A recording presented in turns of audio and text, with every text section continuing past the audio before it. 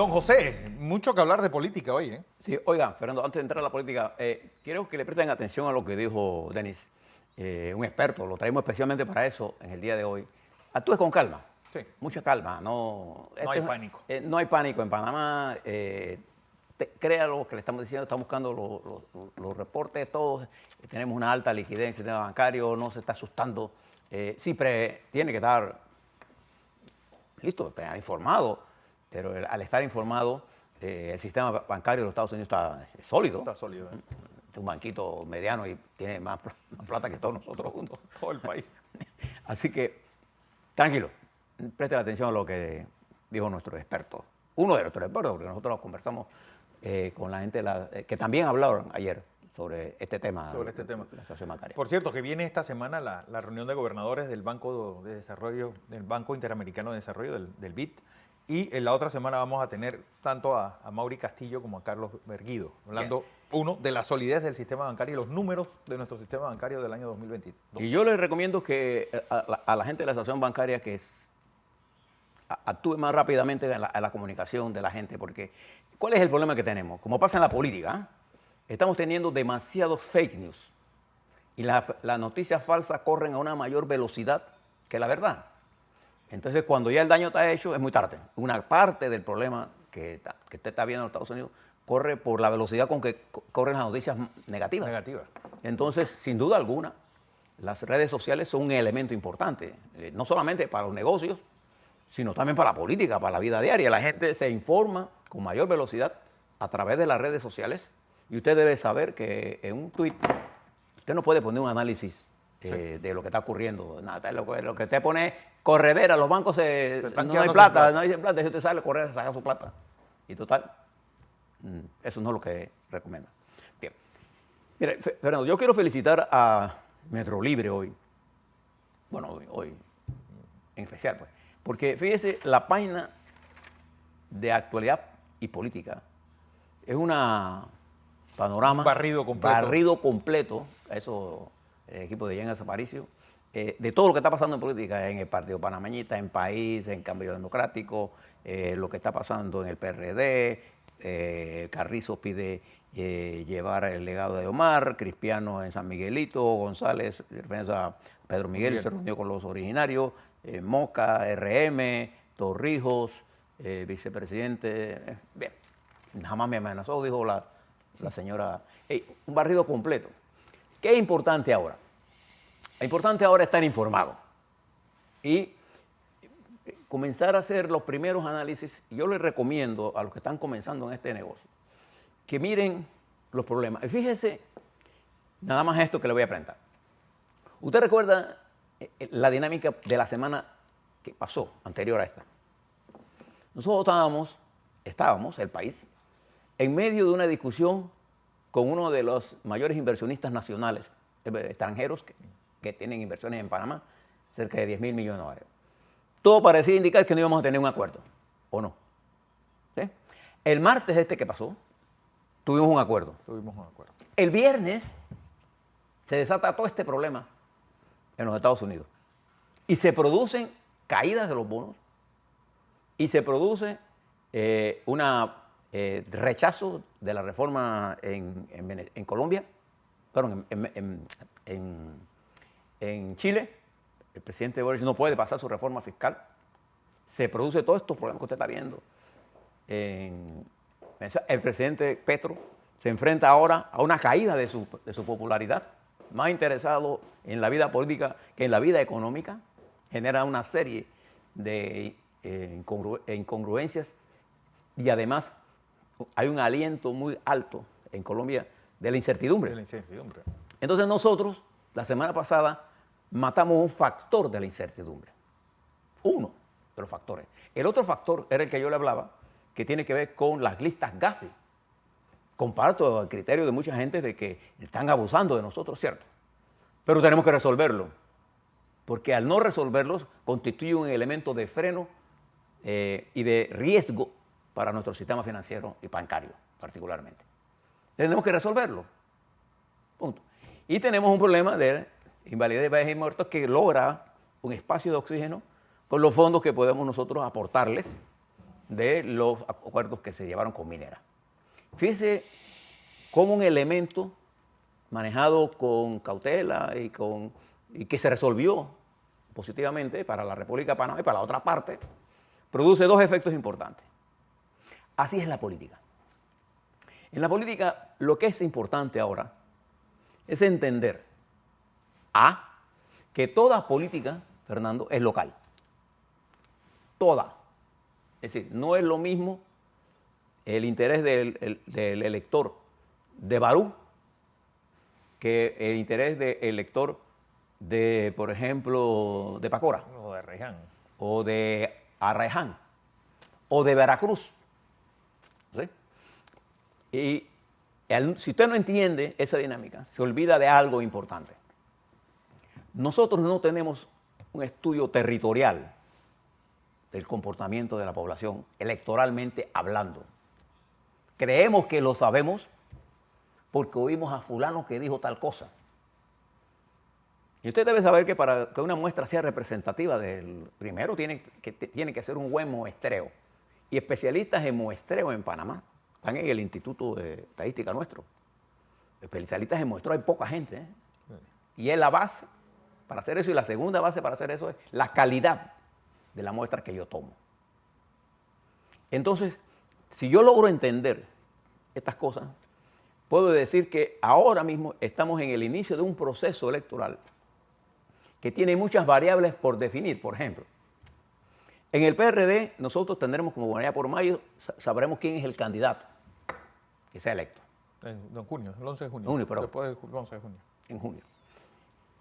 Ese candidato electo tiene que competir entonces con los otros candidatos electos y integrar después una mesa de negociación donde los candidatos intentarán formar alianzas o no alianzas.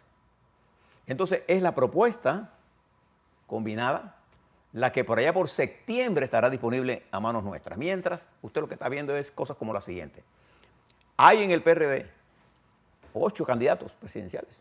¿Eso es malo o eso es bueno? Eso no es ni malo ni bueno.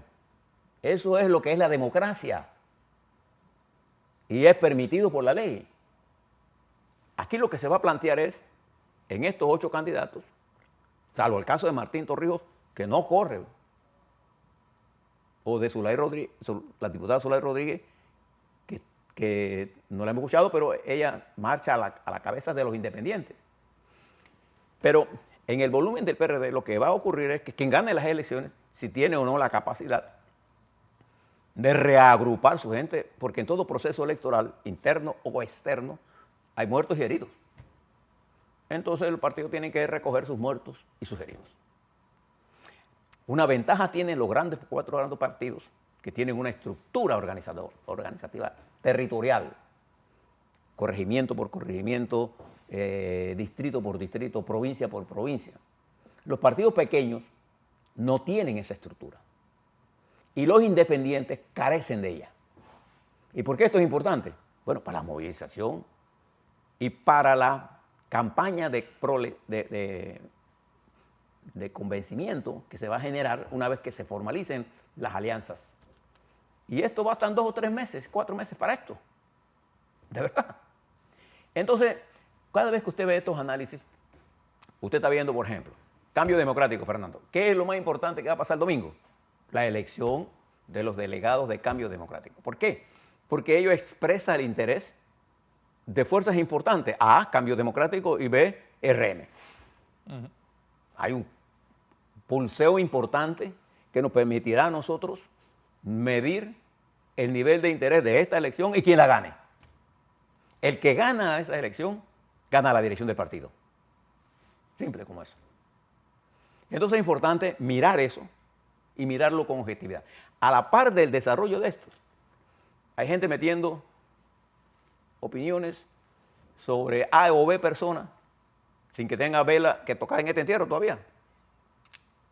Porque lo que esperamos nosotros, desde el punto de vista de Panamá, es que las elecciones de cambio democrático este domingo se den con la mayor participación posible, Fernando, con la mayor transparencia posible, y lo que pasa en democracia, que pierda, reconozca que perdió. porque esa es la esencia de la democracia. ¿Qué pasó en los Estados Unidos? Que Trump perdió y no reconoció su derrota. Exacto. Bueno, sigue sin reconocerla. En Brasil, el presidente Bolsonaro, aunque no lo reconoció, actuó dentro del proceso electoral con un determinado nivel de silencio. Su locura fue cuando impulsó una toma del poder 8 días después que Lula llegó al poder. O sea, un golpe de Estado. Eso fue lo que se intentó en Brasil. ¿Y el caso que Bolsonaro de dónde? Por allá por la Florida. Entonces, este domingo nosotros vamos a ver cosas que usted debe saber. Cuánta gente votó, el entusiasmo, quién ganó, por qué ganó, dónde ganó. Eso nos va a dar un reflejo de una de las fuerzas más importantes, porque dentro de ese proceso hay gente metida, dirigentes políticos, impulsando una determinada propuesta. Entonces ahí vamos a medir uno de los niveles de fortaleza en este proceso. Los que hemos trabajado en la vida política sabemos lo complicado que es hacer primarias presidenciales y el esfuerzo gigantesco que tiene que hacer un partido para eso. Por eso los partidos pequeños, por eso el señor Lombana, por ejemplo, nunca pasó de 100,000, sí, porque tenía que llevar esto a primaria. Y se quedó con un partido pequeño, bueno, súper pequeño. Llega a 30,000. ¿No? Y ese partido no tiene que hacer primaria. Eso es todo de a dedo. Entonces, las primarias, fíjense que en los Estados Unidos todos los puestos de elección, incluyendo fuerzas locales, procuradores van a elección. Sí. Y los gobernadores van a elección. Entonces, este domingo vamos a mirar eso. Y yo espero, no tengo la información de qué pasó en el Tribunal Electoral, yo espero que el Tribunal Electoral, Fernando, actúe en el marco de la ley. No le pedimos ni más ni menos y que además no demore las decisiones. Sí. Porque las decisiones son fundamentales para mantener, cualquiera sea la decisión que tenga el tribunal que decir, la tiene que decir antes de las elecciones de este domingo. Para que sepamos dónde estamos parados. Después viene la campaña del PRD, que va a ser una campaña interesante por los planteamientos que se hacen, porque los colectivos grandes, todos los colectivos en general, son expresión de la sociedad en que viven. Entre más pequeño es usted, menos la expresa. Menos. Si usted es un partido pequeño, las consultas son muy pocas, pero cuando usted va al proceso electoral en el PRD, el Partido Regional Democrático, como partido grande, siempre, en el mejor de los casos, moviliza el 80% de su electorado. Hay que esperar que ese proceso se dé, y una vez que se dé, nosotros miraremos los niveles de participación, cómo se distribuyó el voto, los niveles de... Alguna gente compite y va a regresar, otra gente competirá y será. Nosotros no sabemos. Todo va a ver el criterio de quién fue eso. Bueno, es que faltasen Carlos Duque o Gerardo González para ese post, ese día después. El día después es más importante que el día de. También está el caso, por ejemplo, de Martín Torrijos, que busca una opción en un partido pequeño, apelando él a poder rescatar disidencias de otros partidos. Eso es una decisión que él ha tomado y que la debemos evaluar en el marco, primero, de los acuerdos que llegue con el Partido Popular, sí, porque lo tiene que tener. Le es relativamente fácil porque ahí no hay que hacer primarias. Sí, hay una decisión colectiva que hacer ahí. Y una vez que se haga eso, tendrá que esperar, Martín, el desarrollo de las primarias. Mientras, en este momento, se están dando conversaciones entre todos los partidos, pero no tomen ninguna reunión con un partido ahora mismo, sí, como el final. No, esta es la primera aproximación de muchas aproximaciones, porque no solamente está discutir qué espacio tengo yo en tu estructura, sino qué programa vamos a empujar, hacia dónde vamos a llevar esto.